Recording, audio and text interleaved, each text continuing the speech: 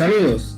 Como parte de las asignaciones en la clase de filosofía, dirigida por el licenciado Carlos Hernández en el tercer periodo 2020, Eddie Gámez, Héctor Juan, Isis Mata, Josué Ávila, Sandra Mejía, Suani Núñez, Yuigni Francisco y su servidor Giancarlo Martínez, estudiantes de la Universidad Pedagógica Nacional Francisco Morazán en el programa de PREUFOD, pasantes de la carrera universitaria de Informática Educativa. A continuación, hablaremos de la filosofía actual y algunos de los principales filósofos de la actualidad. Cuando escuchamos la palabra filósofo, tendemos a pensar en antiguos griegos como Sócrates o Platón, o quizás en el francés René Descartes o en el alemán Karl Marx. Y es que los filósofos influyentes parecen poblar el pasado. Entonces aquí cabe la pregunta: ¿hay algún filósofo importante viviendo en el mundo de hoy? Antes de dar una respuesta cerrada, vamos a contestar cómo es un filósofo. El filósofo no es alguien que esté aislado de su contexto histórico.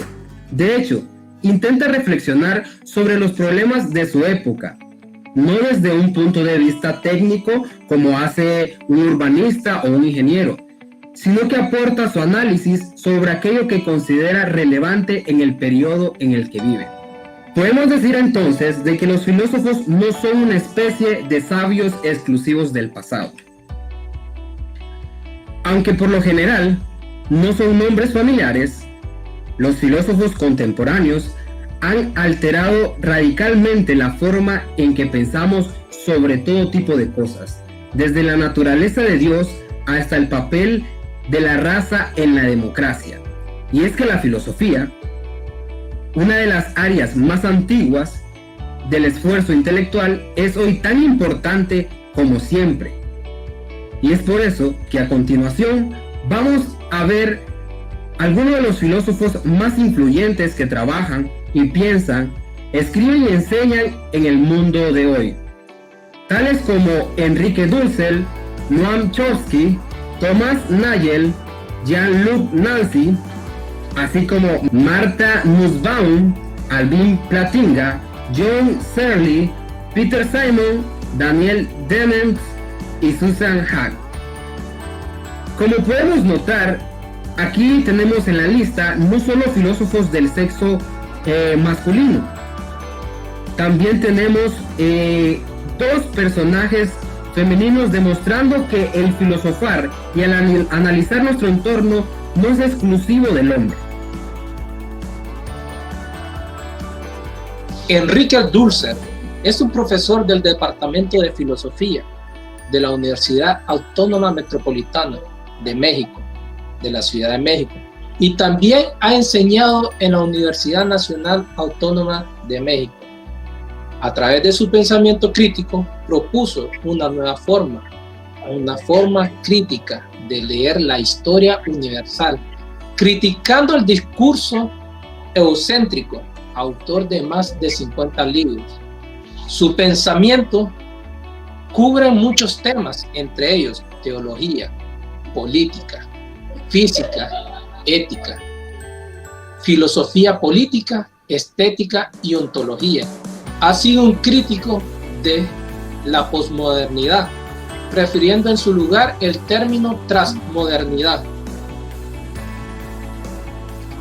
Noam Chomsky, lingüista teórico estadounidense, cuyo trabajo de la década de 1950 revolucionó el campo de la lingüística, al tratar el lenguaje como una capacidad cognitiva biológicamente única. A través de sus contribuciones a la lingüística y campos relacionados, incluyendo la psicología cognitiva y la filosofía de la mente y el lenguaje, Chomsky ayudó a iniciar y mantener lo que se conoció como la revolución cognitiva. Chomsky también ganó un seguimiento mundial como descendiente político por sus análisis de la influencia perniciosa de las élites económicas en la política interna, la política exterior y la cultura intelectual de los Estados Unidos. Thomas Nagel.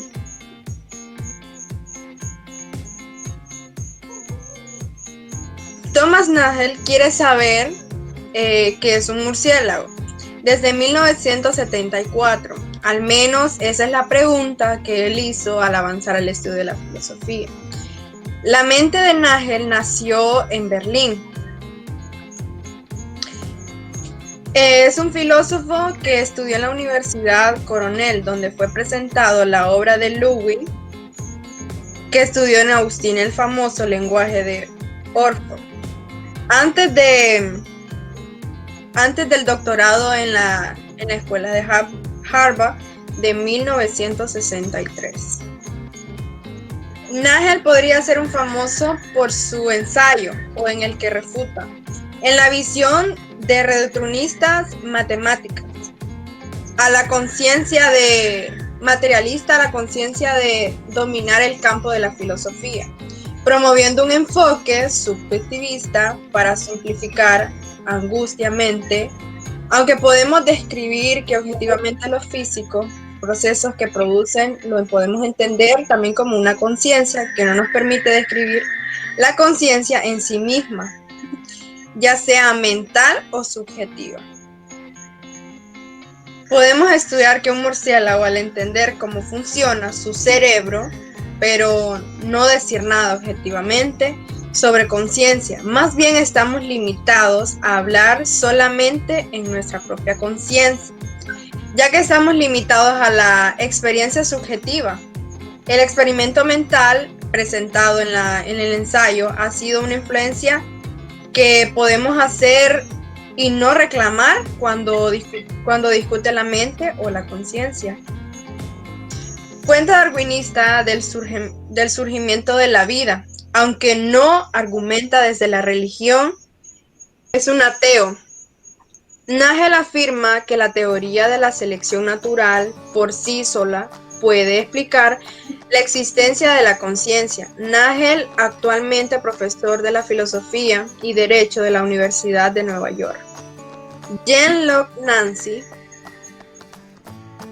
recibió su doctorado en la filosofía en 1973 por el Instituto de la Filosofía en Estrasburgo, estudiante de Paul Ricoeur.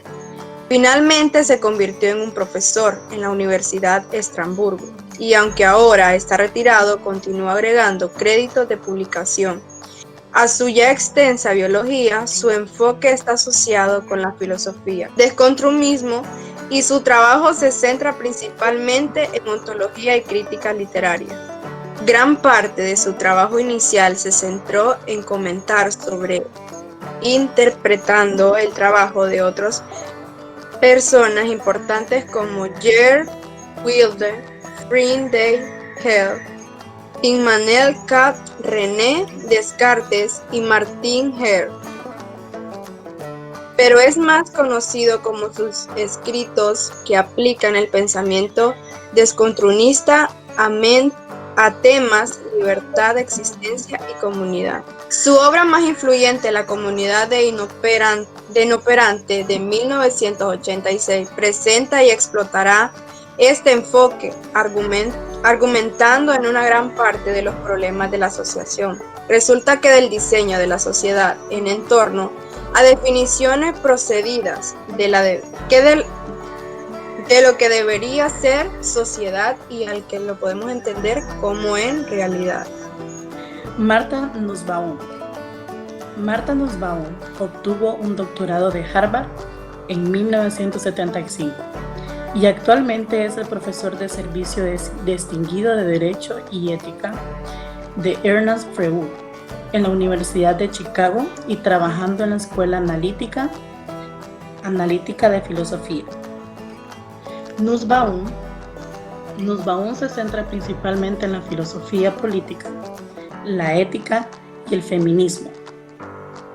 Ella provenía de un contexto de la alta sociedad de la costa este y en su carrera ha experimentado discriminación sexista, acoso y violencia y resistencia, ya que ha entrado desafiando al Club de Academias Filosóficas de Viejos Muchachos, una institución sobre la que Nussbaum ha criticado a Noam Chomsky por ayudar a mantenerlo. Además de todo eso, Nussbaum ha obtenido 51 títulos honorarios. Gran parte del trabajo de Nussbaum se centra en la libertad de desigualdad y la oportunidad para las mujeres, lo que la convierte en una feminista notable, y ha defendido una reconsideración radical de relaciones de género, roles y normas. Nussbaum ha recorrido a la antigua filosofía romana y griega para presentar sus argumentos como en sus libros, La fragilidad de bondad, Suerte y ética en la tragedia, y la filosofía griega, y Cultivando humanidad. Algo debido a este enfoque, Nussbaum testificó en el Banco de Colorado juicio por el caso histórico de la Corte Suprema de los Estados Unidos. Romer Evans, en contra de la afirmación de que la filosofía antigua proporcionó al Estado un interés convincente en resistir a la aprobación de las leyes de no discriminación para las personas de LGBTQ.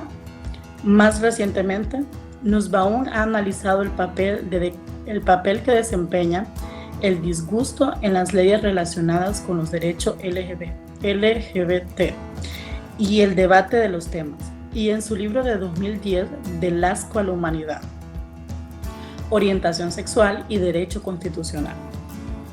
Alvin Plantinga. Alvin Plantinga recibió su doctorado en 1958 en la Universidad de Yale. Es profesor emérito de la Universidad de Notre Dame y Calvin College. La Academia de Artes y Ciencias ha impartido las conferencias de Guilford 2 veces y ha recibido el premio Templeton en 2017. El trabajo de Plantinga combina epistemología, la metafísica y la filosofía de la religión, centradas en gran medida de la existencia y la naturaleza de Dios. Argumentaron desde un punto de vista de protestante en libros tales como Dios y otras mentes. La naturaleza de la necesidad y creencia cristiana garantizada. Plantinga ha argumentado a favor de una epistemología reformada, afirmando que la creencia en Dios es una creencia básica y puede ser racional y justificada, sin necesidad de argumentos.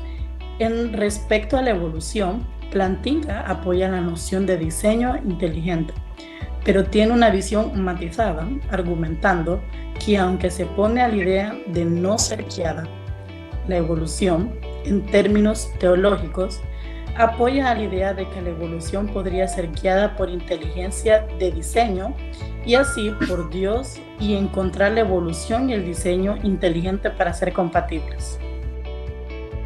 John Searle recibió su título doctorado de Oxford en 1959 y actualmente es el profesor de filosofía Sluzer en la Universidad de California, Berkeley. El trabajo de Searle principalmente aborda problemas en las áreas de filosofía de la mente y filosofía del lenguaje. Al principio de su carrera, Searle se centró específicamente en la filosofía del lenguaje, particularmente del trabajo de J. Austin en su libro Speech Acts and an Essay in the Philosophy of Language. En 1959, Searle desarrolló lo que se conoció como la teoría del acto de habla, que adopta un enfoque muy sistemático para investigar la relación entre los actos y locucionarios y el significado. Esto llevaría más tarde a un gran debate con Jacques Derrida. Peter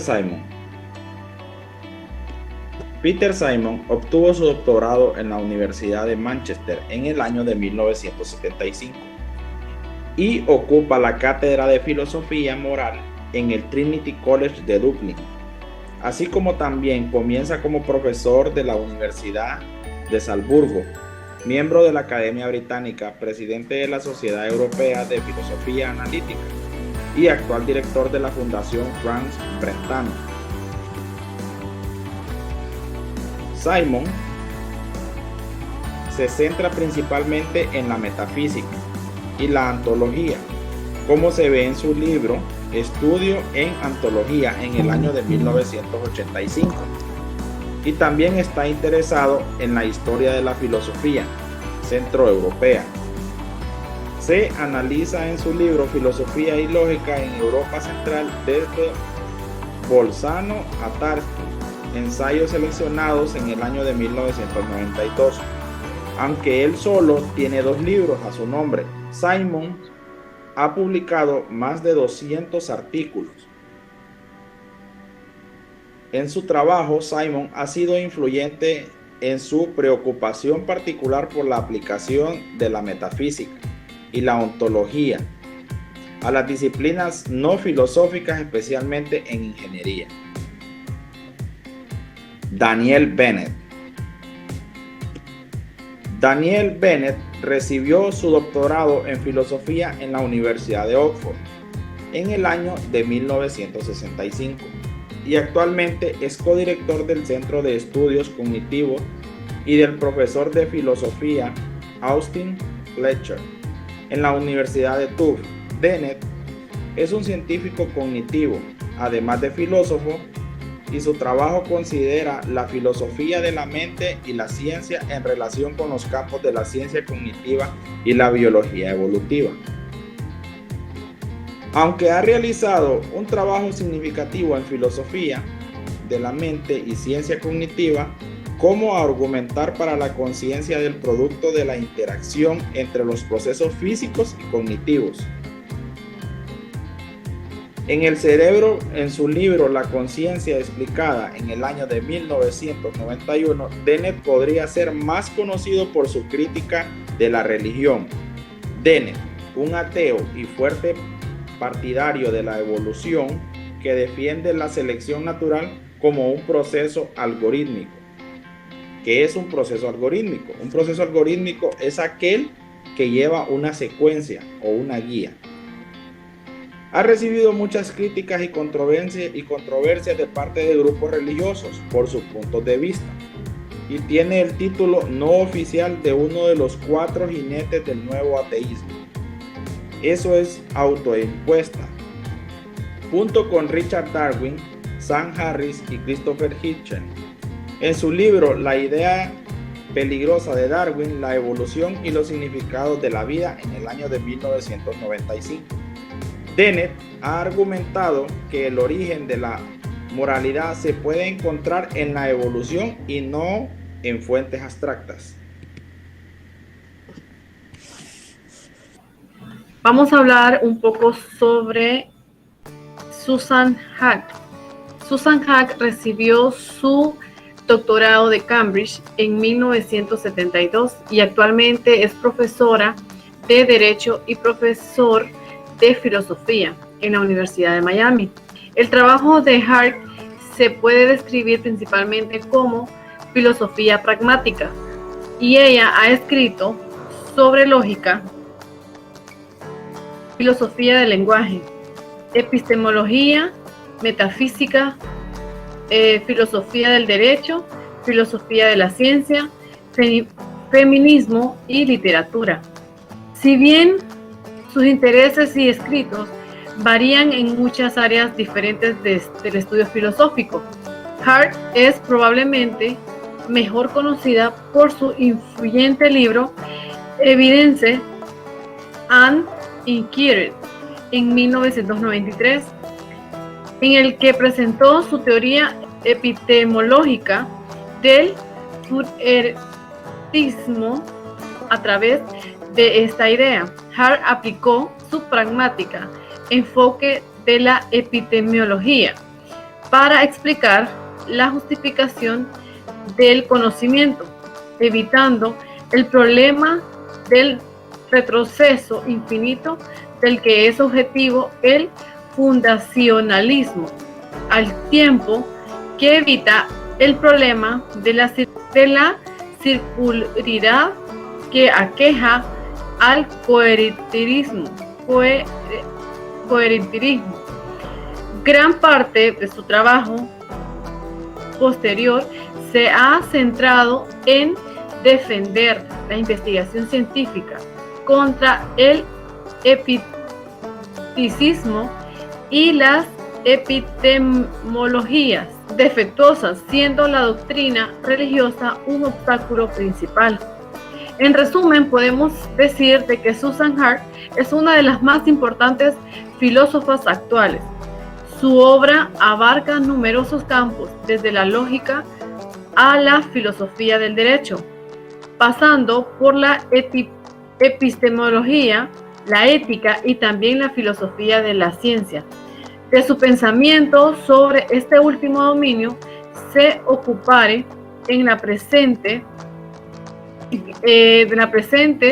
de este artículo. Para exponer la filosofía de la ciencia de Hart se requiere, podemos ver varios lugares. Como primer lugar, podemos trazar el mapa de las expresiones que se dan entre esta parte, su pensamiento, y el resto de los campos de la autora.